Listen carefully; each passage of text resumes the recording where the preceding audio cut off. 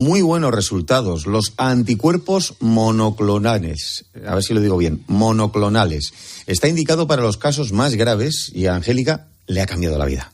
Con el tratamiento, pues es descanso absoluto, porque no he vuelto a tener crisis de migraña. Y ahora, hace una semana, me puse el último pinchazo y me han dado cita para 2 meses. De verdad que un antes y un después. Bueno, pues vamos a conocer en qué consiste este tratamiento tan novedoso, los anticuerpos monoclonales. También vamos a hablar de cómo abordar el problema de las migrañas crónicas. Alberto Lozano Rosa es neurólogo y responsable de la unidad de cefaleas del Hospital Gregorio Marañón. Doctor, buenas tardes. Hola, muy buenos días. Es un placer estar con todos vosotros. Tengo que decirle que yo algo de esto sé, porque yo le contaba y le confesaba a mi compañera Pilar y a los oyentes que yo tuve durante mucho tiempo y las pasaba canutas. Me empezaba como un dolor encima del ojo, era terrible, con los bostezos. Después me empezaba a doler ya de una forma como si me clavaran un cuchillo y acababa teniendo que estar a oscuras y vomitando. O sea que algo de esto sé. Sí, así es. Son uno de los síntomas característicos del dolor de la migraña. Acabamos de escuchar a Angélica que nos ha contado que gracias a esos monoclonales, yo no lo conocía, luego le cuento cómo me curé yo, ha vuelto a hacer una vida normal. ¿En qué consiste este tratamiento? Sí, así es. Son una serie de fármacos biológicos, son anticuerpos monoclonales que van dirigidos contra una molécula en concreto que se llama CGRP, que se ha visto que es una sustancia que tiene una implicación primordial en la génesis de la migraña.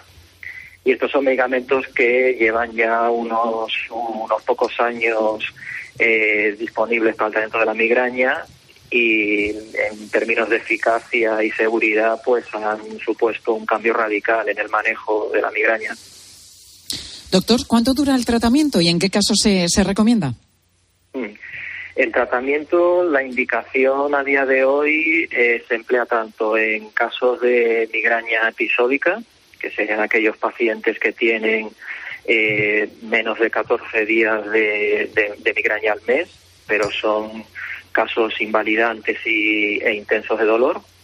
Y también en aquellos casos de migraña crónica, lo que comentabais, pacientes que tienen más de 15 días de dolor y en donde han fallado otros tratamientos.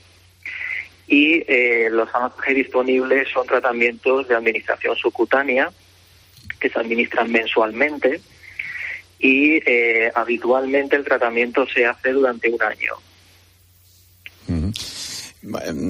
Le he dicho y le he confesado que yo tuve en su momento y he hablado en pasado porque yo hice de todo, aquello que te decían no comas queso, no comas chocolate, luego sí, luego dormir demasiado, luego dormir poco. El café también hay que evitarlo, ¿no? El café, pero sin embargo, en mi caso fue la vista. Me detectaron ya de mayor que tenía hipermetropía y que eso generaba un esfuerzo de mi ojo y mental que acrecentaba, digamos, ese problema de migrañas. Por eso le digo que quizá puede ser de cualquier forma o cualquier manera como te entre esta enfermedad.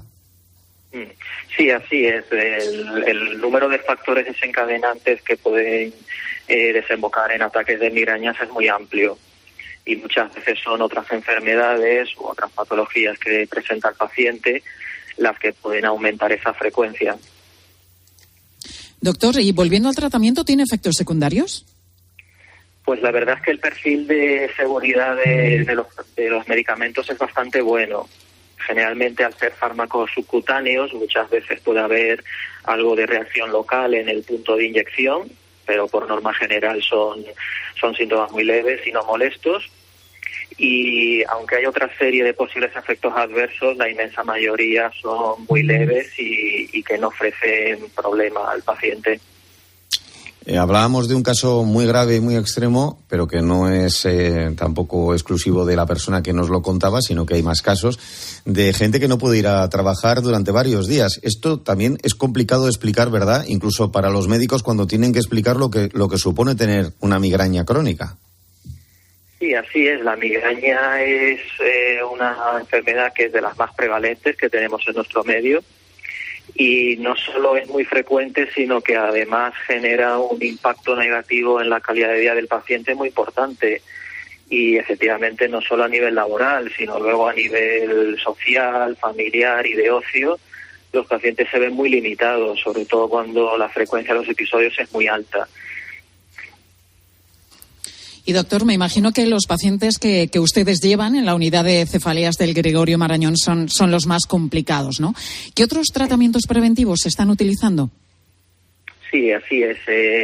Aparte de los anticuerpos monoclonales, en las unidades de cefaleas como la de nuestro hospital, tenemos otra serie de tratamientos. Por ejemplo, hay técnicas infiltrativas con toxina botulínica, también en casos de migraña crónica refractaria a otros tratamientos. Se hacen también técnicas infiltrativas con bloqueos anestésicos para otros tipos de dolores de cabeza o neuralgias. Y, en definitiva, en esta unidad lo que se hace es el diagnóstico, el tratamiento y el seguimiento de estos casos, no solo de migraña, sino de cualquier tipo de cefalea primaria o secundaria que requiere un manejo más específico y más dedicado. 8 de cada 10 mujeres suele ser el caso de, quiero decir, que hay más mujeres que hombres que sufren. ¿Tiene algo que ver o hay estudios al respecto que digan si son hereditarias o tiene que ver con el sexo? Sí, eso se sabe. La migraña es una enfermedad que es mucho más frecuente en mujeres y eso fundamentalmente tiene que ver con el componente hormonal. La migraña se presenta sobre todo en mujeres en edad fértil y se sabe que los cambios, los niveles de estrógenos, que tienen que ver con los ciclos de ovulación de las mujeres, esos cambios en los estrógenos influyen negativamente sobre la modulación del dolor. Y respecto a los factores genéticos, eso es algo que a día de hoy se puede confirmar, que la migraña es una enfermedad genética. Se suele presentar en grupos familiares donde hay varios miembros de distintas generaciones afectadas y hay numerosos estudios, ¿no?, donde se relacionan diversas mutaciones genéticas con cierta predisposición a presentar la enfermedad. Pues estos monoclonales me los voy a apuntar por si acaso algún día retorna la maldita migraña crónica que me abandonó por suerte hace un tiempo. Alberto Lozano Rosa, neurólogo y responsable de la unidad de cefaleas del Hospital Gregorio Marañón. Todo un placer y un honor. Gracias. Muchas gracias a vosotros. Gracias, doctor. Ya has visto que te cuento in situ y en primera persona las cosas, Pilar.